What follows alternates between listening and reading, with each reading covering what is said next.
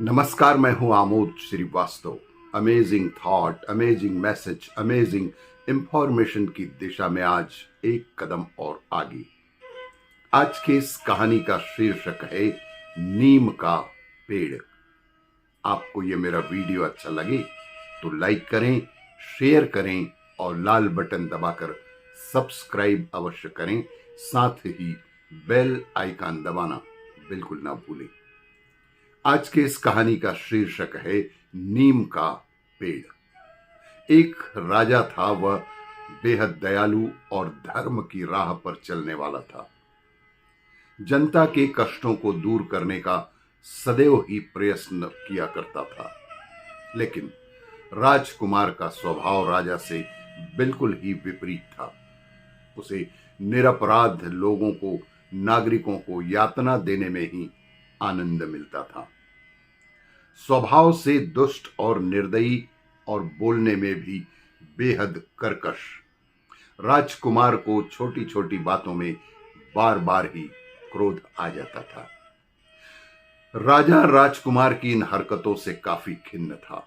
राजा ने अपने पुत्र को सुधारने के लिए जितने प्रयत्न संभव थे किए, लेकिन राजकुमार अपने कुमार्ग से हटा ही नहीं।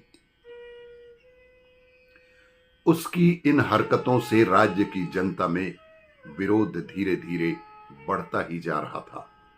जैसे जैसे राजकुमार की उम्र बढ़ती जा रही थी, वैसे वैसे उत्पात भी बढ़ने लगे थे। सभी परिजन उससे किसी न किसी तरह मुक्त होना चाहते थे। धीरे धीरे इसकी जानकारी पड़ोस के नगर में रहने वाले एक संत को पड़ी। संत ने सोचा, यह तो एक दिन तानाशाह बनकर नगर वासियों को काफी परेशान भी कर सकता है। संत ने उस राजकुमार को भले मार्ग पर लाने का निश्चय ही कर लिया। संत ने राजकुमार को अपने पास नहीं बुलाया, बल्कि स्वयं ही उसके पास चले गए। संत उसे एक छोटे से नीम के पौधे के पास ले गए और उनसे कहा कि राजकुमार, जरा इस वृक्ष का पत्ता तो तोड़कर देखो, इसका स्वाद कैसा है। राजकुमार ने झट से पत्ते तोड़े और एक पत्ते को मुंह में चबा डाला तो राजकुमार का मुंह कड़वाहट से भर गया। इतनी सी बात से राजकुमार आपे से बाहर ही हो गया। इसके लिए उसने संत से तो जो कुछ नहीं कहा, परंतु उस पेड़ को अपने नौकरों को आदेश देकर उखड़वा ही दिया।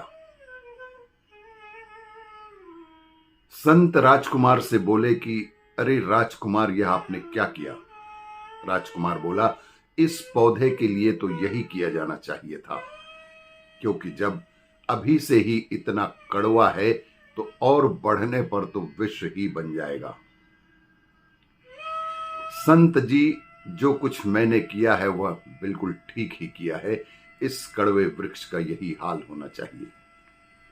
संत राजकुमार से ऐसा ही कहलवाना भी चाहते थे। संत जी बड़े ही गंभीर स्वर में बोले कि राजकुमार, तुम्हारे दुर्व्यवहार और अत्याचारों से परेशान होकर यदि जनता भी तुम्हारे से वही व्यवहार करने को तैयार हो जाए जो तुमने नीम के इस छोटे से पौधे के साथ किया, तो इसका तुम्हारे पास क्या उपाय है? इससे ही राजकुमार को काफी झटका लगा और संत जी द्वारा दिखाई गई राह पर चलने का निश्चय ही किया और फिर कभी भी बुराई की राह पर नहीं गया। आपको ये मेरा वीडियो अच्छा लगे तो लाइक करें, शेयर करें और सब्सक्राइब अवश्य करें। धन्यवाद।